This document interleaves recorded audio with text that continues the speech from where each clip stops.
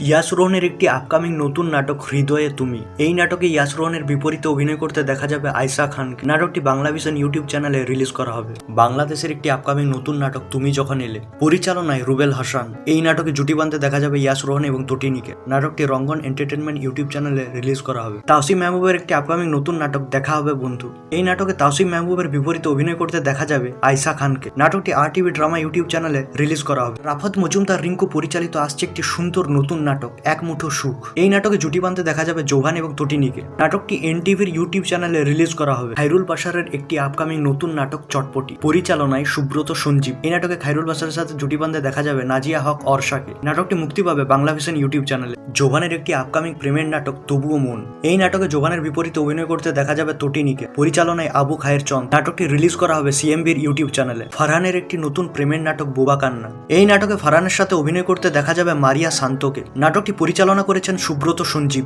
নাটকটি রিলিজ করা হবে জি সিরিজের ইউটিউব চ্যানেলে। আরশ খানের একটি আপকামিং নতুন মজার নাটক পাগলা ঘোড়া। পরিচালনায় আদিব হাসান। এই নাটকে আরশ খানের বিপরীতে অভিনয় করতে দেখা যাবে জান্নাত জিমকে। নাটকটি ধূপছায়া এন্টারটেনমেন্ট ইউটিউব চ্যানেলে রিলিজ করা হবে।